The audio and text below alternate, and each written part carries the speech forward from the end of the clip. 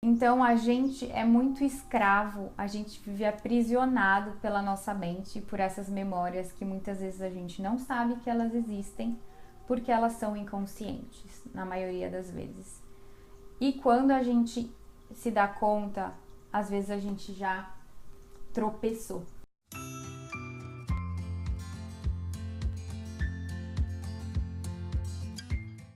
Olá, namastê! Muito obrigada novamente por você estar aqui comigo. Mais um domingo, por dedicar o seu tempo para você escutar também o que eu falo, o que o meu coração fala e que isso acesse também o seu coração. Hoje eu vou falar um pouquinho desse livro, eu vou dar 2 exemplos que tem aqui nesse livro que são muito interessantes.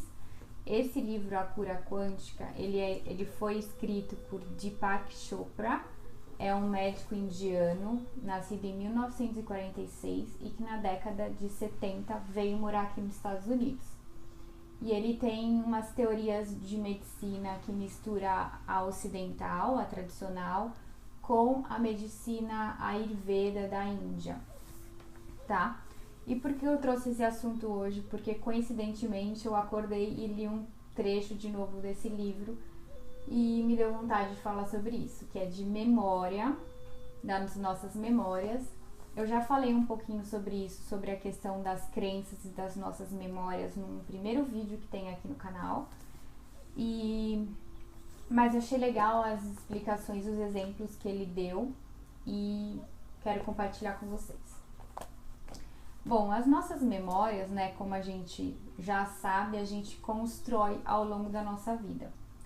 E 95% em média ficam armazenadas inconscientemente na nossa mente, né? Elas estão lá e a gente não sabe, até que aconteça alguma circunstância que faz a gente lembrar daquilo, certo? Através dos nossos sentidos, de um cheiro, de um lugar, de alguma coisa que inspire essas memórias para aparecerem de forma consciente. E aí, eu tô falando sobre isso porque o exemplo que eu quero comentar é que um vício, por exemplo, ele pode ser tratado de forma fisiológica, né? Então, aquela célula que tem aquela memória, tem a parte química da dependência, ela tá lá.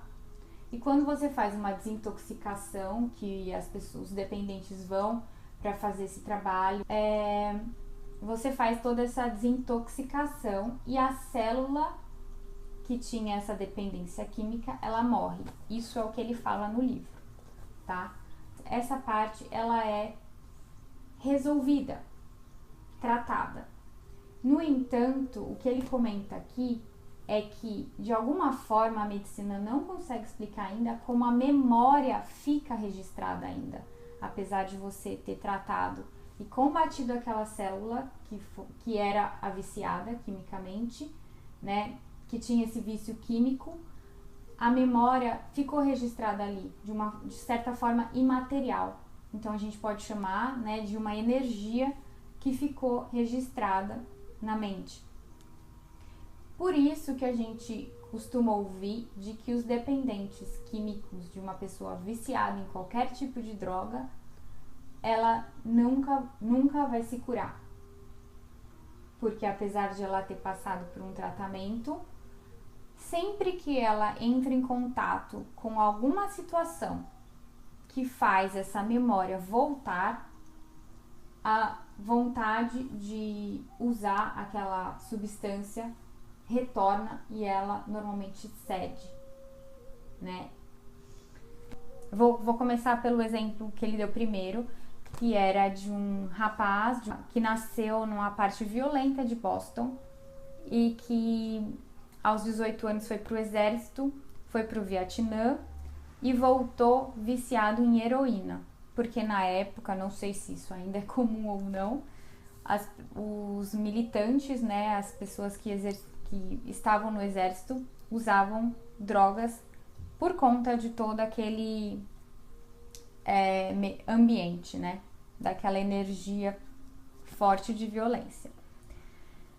Quando voltou, ele acabou indo para um hospital de dependentes químicos, de veteranos de guerra. E esse médico, Deepak Chopra, foi trabalhar lá por um tempo, né? Não tem esses detalhes no livro, enfim. E ele conheceu esse rapaz chamado Walter. E esse rapaz fez o tratamento e rapidamente, em 1 ano, ele se desintoxicou quimicamente da heroína. Então ele teve alta e conseguiu ter uma vida normal após isso. Mas por um incidente, ele teve que pegar um trem que o remeteu a um passado dele, do sul de Boston, onde ele vivia. Toda essa energia, essa memória de violência voltou. Ele ficou muito inquieto dentro do trem, com barulho dos trilhos, enfim.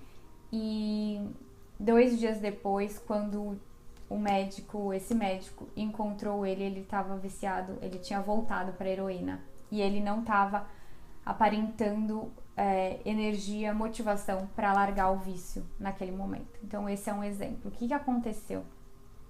Ele tinha se tratado, né, tinha feito tratamento, mas ao entrar em contato novamente com aquele ambiente, com o distúrbio mental, essa energia foi mais forte do que ele. E ele voltou para o vício. E é o que acontece com a maioria. Bom, o outro exemplo é para mostrar que tem solução, né? Não é uma coisa muito clara, muito, vamos dizer assim, comprovada cientificamente, mas um médico amigo dele também, do Deepak, esse nome é chatinho de falar, né? Deepak Chopra, é cardiologista e ele é nascido em Bogotá e ele fumou durante muito tempo da juventude e depois de virar médico ele parou e 15 anos já longe do cigarro, ele foi assistir um filme na cidade dele, no cinema que ele costumava visitar, né, frequentar, e no intervalo do filme ele saiu para a área de conveniência e viu o cigarro lá na maquininha. E era lá que ele fumava com os amigos. Ele falou que ele se pegou colocando a mão no bolso, procurando moedas para comprar o cigarro na máquina. Quando ele se deu conta, né, que ele teve essa consciência, ele começou a pensar, eu sou um médico cardiologista, eu não preciso disso, eu sou um médico cardiologista, e foi embora do cinema. Ou seja, ele teve a consciência naquele momento, a vontade, a consciência de mudar aquilo, de não se entregar para essa energia, para essa memória que voltou à tona. Então a gente é muito escravo, a gente vive aprisionado pela nossa mente, por essas memórias que muitas vezes a gente não sabe que elas existem, porque elas são inconscientes, na maioria das vezes. E quando a gente se dá conta, às vezes a gente já tropeçou, né? Ou no vício, ou num padrão de comportamento violento. Enfim, existem N coisas, né, que a gente carrega no nosso DNA. E ele fala que essa memória, ela fica enraizada no DNA. Então, por isso que a gente traz também comportamentos e padrões dos nossos ancestrais. Mas isso não significa que é impossível de a gente curar isso, de a gente se libertar e viver mais livre, mais conscientes. E pode parecer um pouco ideológico ou um pouco de loucura da minha parte falar sobre esse assunto, para quem nunca teve contato com esses livros ou com autoconhecimento ou que nunca tenha feito terapia, mas eu garanto que só depende da gente, depende muito da nossa vontade, da nossa determinação e da nossa paciência. E é possível, sim, é possível. Existem já vários tipos de terapias energéticas, espirituais, que ajudam nesse processo de libertação dessas memórias, dessas energias pesadas que ficam na nossa mente. Mas não é mágico, não é assim, você faz uma vez e, nossa, sua vida ficou perfeita e você vai ser feliz para sempre como os contos de fadas que a gente escuta como criança. exige um comprometimento, uma força de vontade muito grande. É intenso, e quando a gente começa a olhar para os nossos medos, para esses padrões, para essas memórias, descobrir elas, a gente vê que é muito profundo, é muito doído encontrar com essas lembranças e se libertar. Mas é muito importante.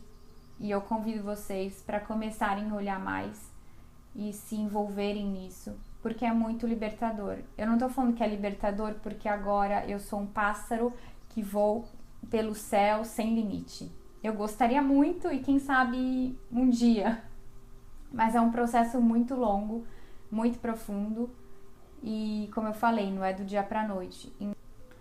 Mas o que eu queria falar é isso, é que a gente não precisa acreditar na nossa mente, a gente é muito mais do que os nossos pensamentos e do que essas memórias, a gente é muito mais forte e poderoso do que isso. E a gente vive o que a gente acredita. Então, se você acreditar que tudo que eu tô falando aqui não existe, do que os estudos que esse cara e o trabalho que esse cara faz é balela, é o seu ponto de vista, eu respeito, e é o que vai ser a sua vida. Como eu acredito, eu venho percebendo notórias mudanças na minha vida, e as pessoas que convivem mais de perto comigo podem comprovar isso. Então, minha sugestão de hoje é essa, para vocês acreditarem que a gente pode muito mais do que a nossa mente imagina ser possível, e confie na vida, confie em você, relaxa, tenha um tempo para você, medita se for possível, encontre o seu jeito de despertar. A terapia que for melhor para você, as músicas que forem melhores para você. E é isso aí, eu agradeço de coração. Muito obrigada. Espero que você tenha um ótimo domingo, que tenha aproveitado o final de semana do feriado. E é isso aí. Até a próxima.